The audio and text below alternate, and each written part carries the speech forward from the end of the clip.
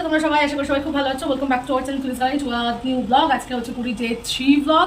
এখন আমরা রেডি হয়ে নিচ্ছি, বেরোবো হচ্ছে সাইট সিন করতে। ভুবনেশ্বর যাবো, ওখানে কোনারক মন্দির, ধবলগিরি, উদয়গিরি, খণ্ডগিরি, তারপরে নন্দনকানন, এগুলো সমস্ত ভিজিট করবো। লিঙ্গরাজ মন্দির, এগুলো সমস্ত সারা দিনের আজকে ট্যুর। এখন বাজে সকাল 8টা, ফিরতে ফিরতে রাত 8টা, তো 12 ঘন্টায় কোথায় কী করছি সমস্ত কিছু আপডেট তোমাদের সাথে শেয়ার করবো। তো চলো এখন রেডি হয়ে নিচ্ছি, সবাই দেখে নাও।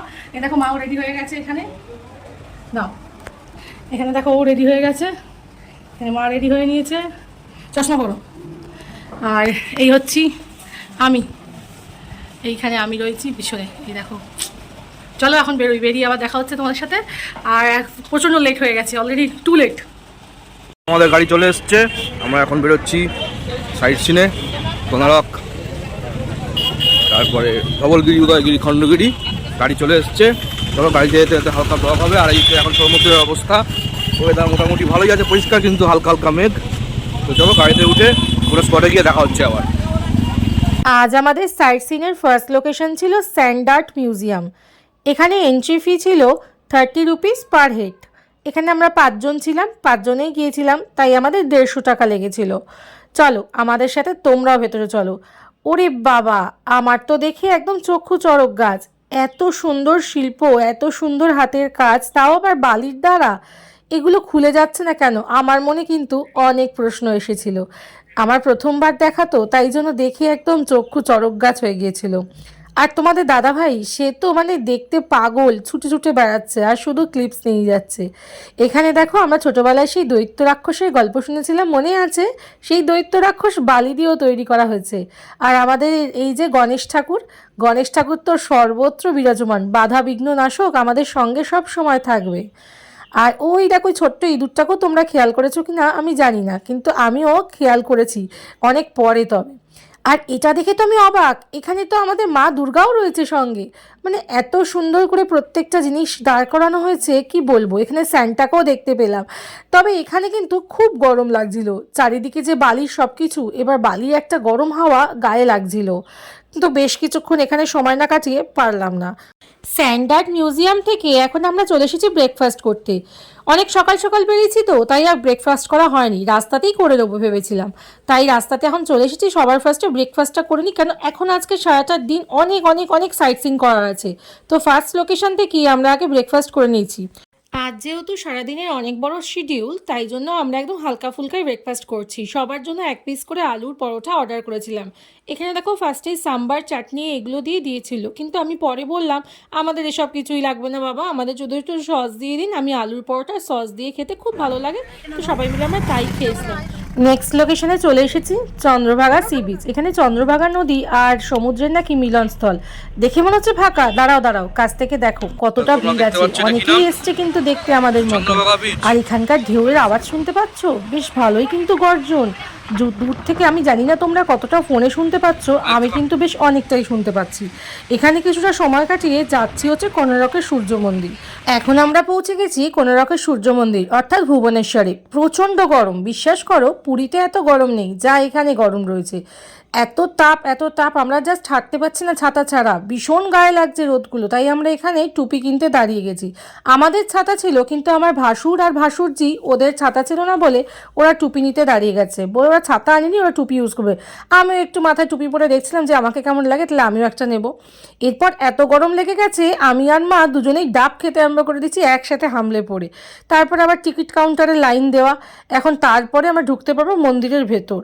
বিশাল ভিড়, বিশাল ভিড়, প্রচুর মানুষ। বিশ্বাস করো এই গরমের মধ্যে আমার আর ভালো লাগছিল না এই কোনারকের সূর্য মন্দির ঘুরতে।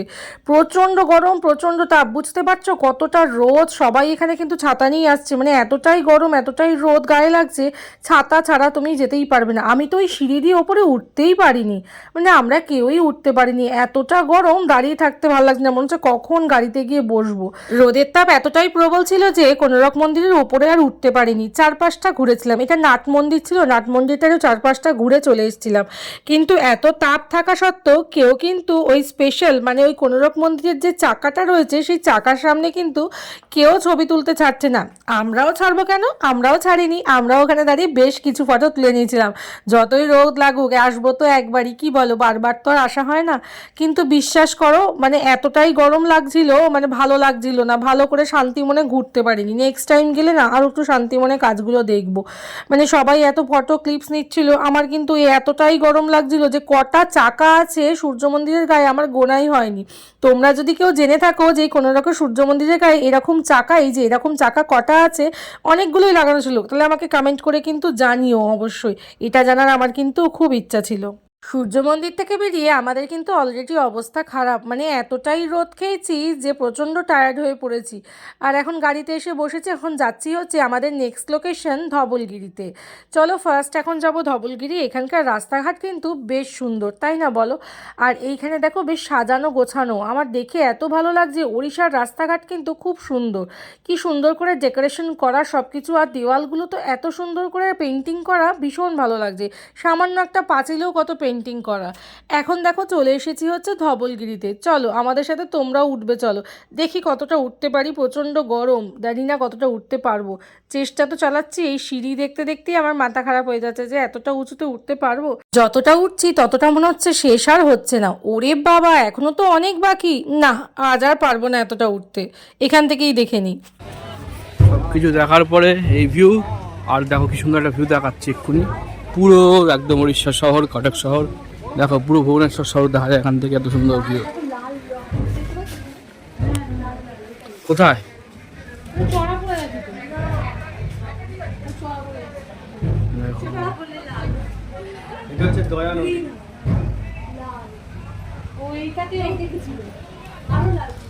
আমরা চলে এসেছি নন্দনকানন।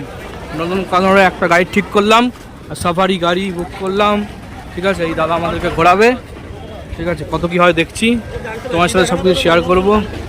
তো চলো, অলরেডি অনেক লেট আমরা, এই দেখো কটা বাজে, 3:15। চলো, এখানে কিন্তু প্রচুর ভিড় দেখো, হচ্ছে হাওড়া রেলওয়ে স্টেশন, যেরকম ভিড় থাকে ঠিক সেরকম দেখো, জাস্ট ভিড়টা দেখো।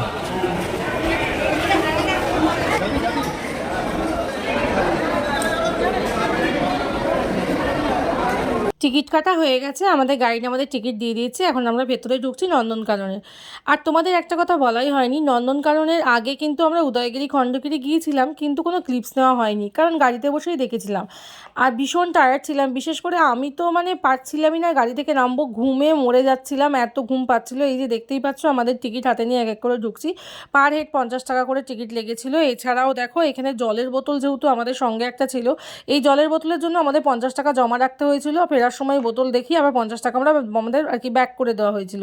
তো নন্দনকাননের কিছু কিছু রুলস আছে যা দেখলাম, এরকম রুলস আমি আগে দেখিনি। একদিকে ভালো, একদিকে এখানকার স্টেট গভর্নমেন্ট এই জিনিসটা ভালো করেছে, নাহলে অনেকেই প্লাস্টিকের বোতল অন্যদিকে ছড়িয়ে ছিটিয়ে রাখতো।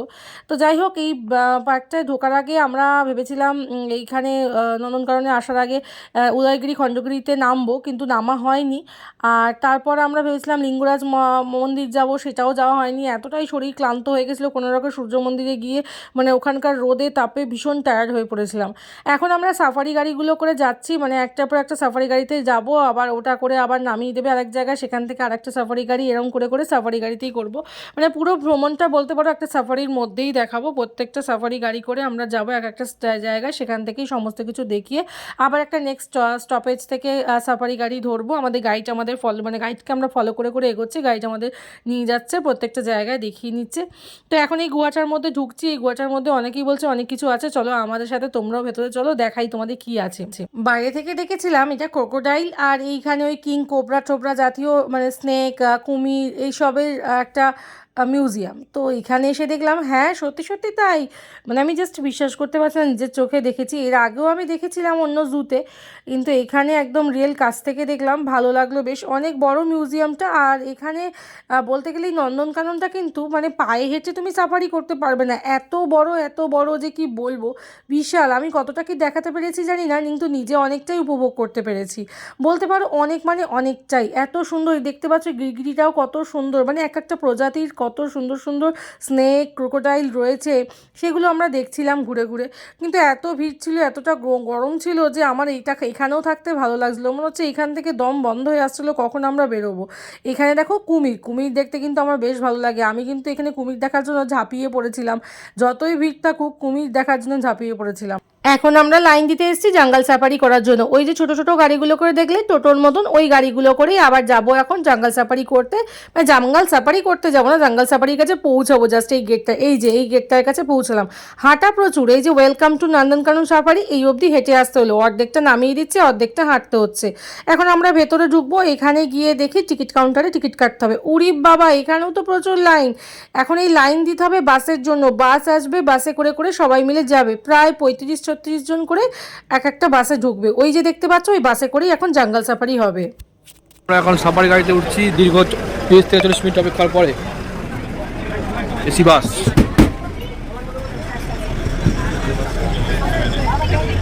বেরিয়ে পড়েছি জঙ্গল সাফারিতে বাসে। ওই যে ময়ূর হুট করে এত জোর চালালে হয়, দেখা যায় হড়বড় করে চালাচ্ছি।